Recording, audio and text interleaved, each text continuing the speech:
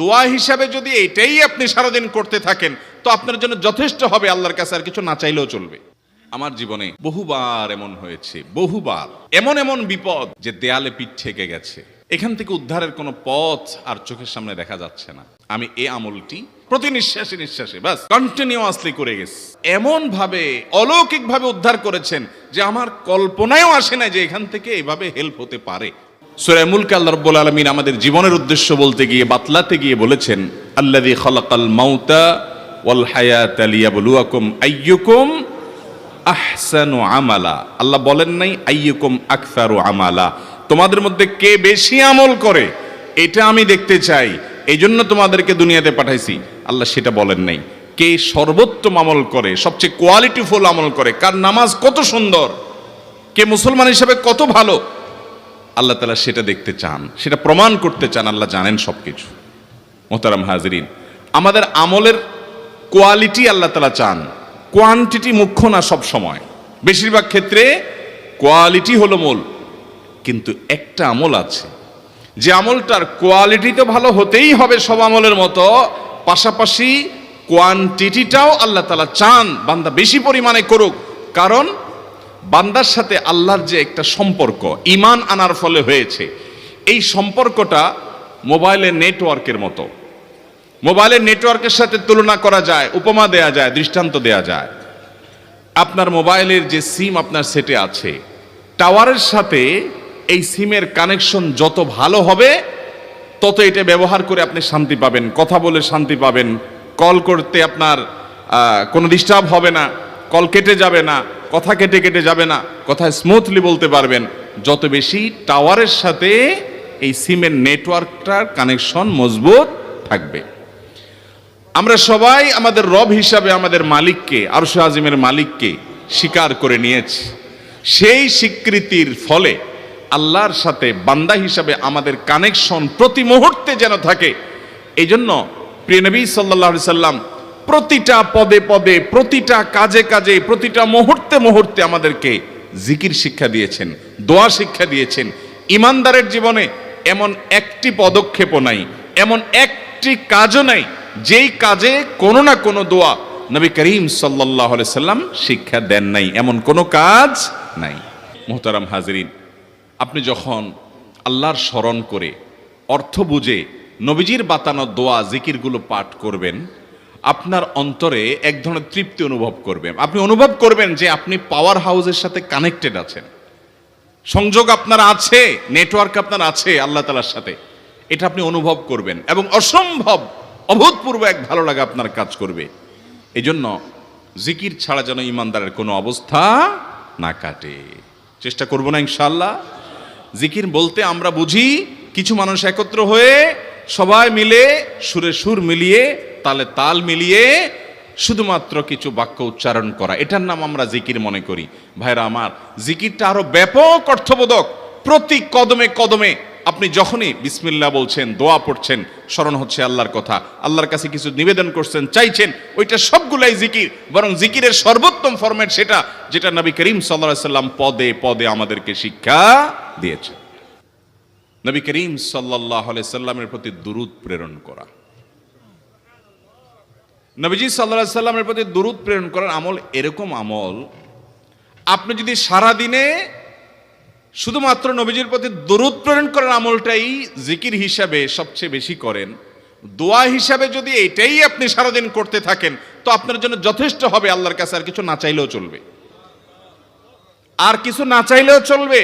দুরুদ মানে হলো নবীজির জন্য দোয়া করা।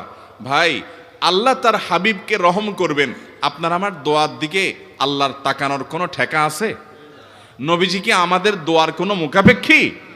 কিন্তু আমরা তার জন্য দোয়া করলে ওই চান্সে আল্লাহ তাআলা আমাদের প্রতি অনুগ্রহ করবেন। একবার না, আপনি নবীজির প্রতি একবার রহমতের দোয়া করবেন, একবার দুরূদ পাঠ করবেন, মান সাল্লা আলাইয়া মাররাতান সাল্লাল্লাহু আলাইহি আশারা। নবীজি সাল্লাল্লাহু আলাইহি সাল্লাম বলেছেন, একবার আমার জন্য তোমরা দোয়া করলে, আমার প্রতি দুরূদ পাঠ করলে, আল্লাহ তাআলা তোমাদের জীবনে 10 বার 10 জায়গায় 10 টাইমস তোমাদের উপর আল্লাহ তাআলা অনুগ্রহ করবেন। আপনি টেরও পাবেন না কত জায়গায় আল্লাহ অনুগ্রহ করেছেন, আল্লাহ বাঁচাই দিয়েছেন, একটুর জন্য শেষ হয়ে যান নাই। ওই যে দুরূদ পড়ছেন, আল্লাহ তাআলা রক্ষা করছে, আপনি খবরও নাই। আল্লাহ তাআলা আপনার প্রতি বিশাল একটা দান করছে, আপনি লক্ষ্য করেন নাই। ওই যে দুরূদ পড়ছেন একবার, 10বার রহমত হবে। এভাবে যত দুরূদ পড়বে সে তত রহমত এবং অনুগ্রহ পাবে। এক সাহাবী বলেছেন, ইয়া রাসূলুল্লাহ, আমি আমার দোয়ার কত অংশ আপনার জন্য রিজার্ভ রাখবো? আমি তো আল্লাহর কাছে অনেক কিছু চাইবো, অনেক কিছু নিবেদন করব, আপনার জন্য যেন আল্লাহ রহমত নাজিল করে, এটাই হলো দুরূদ। এই দুরূদটা আমি কি পরিমাণ রাখবো? 4 ভাগের 1 ভাগ, 3 ভাগের 1 ভাগ, অর্ধেক? এরপরে সাহাবী বলছেন, আসলে যদি সবগুলোই করি, উনি এক একটা পার্সেন্টেজ বলছেন, আর নবী করিম সাল্লাল্লাহু আলাইহি সাল্লাম বলছেন যে, তাকে বোঝাচ্ছেন যে আরো বেশি করতে পারলে ভালো হয়।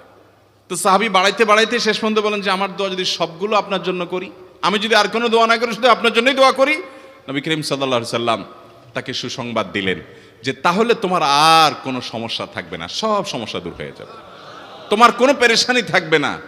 ভাইরা আমার, দুরুদের আমল এমন একটা আমল যে আপনার জীবনে কোনো বিপদ, কোনো মুসিবত, কোনো পেরেশানি, কোনো সমস্যা দেখা দিয়েছে,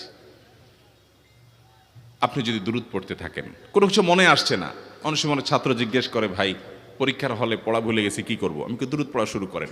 আরবদেরকে দেখা যায় কোনো কিছু ভুলে গেলে তারা বলে আল্লাহুম্মা সাল্লি আলা মুহাম্মদ, আল্লাহুম্মা সাল্লি আলা মুহাম্মদ, এটা শুরু করে তারা।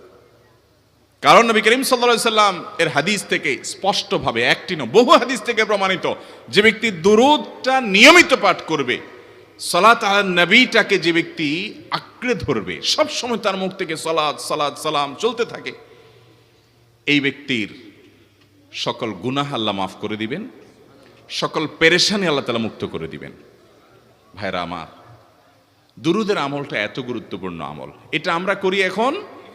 অনেকে আছেন যে আনুষ্ঠানিকতা যখন থাকে দুরুদের, মিলাদের, তখন একটু সালাত আলা নবী যেভাবেই করেন। আর বাকি অনেকে আছেন যেগুলো করারও কোনো খোঁজ খবর নাই। দুরুদ বেশি বেশি করে পাঠ করবো তো ইনশাআল্লাহ। সবচেয়ে শ্রেষ্ঠ দুরুদ, সবচেয়ে উত্তম দুরুদ হলো দুরুদ ইব্রাহিম, যেটা নামাজে পড়েন।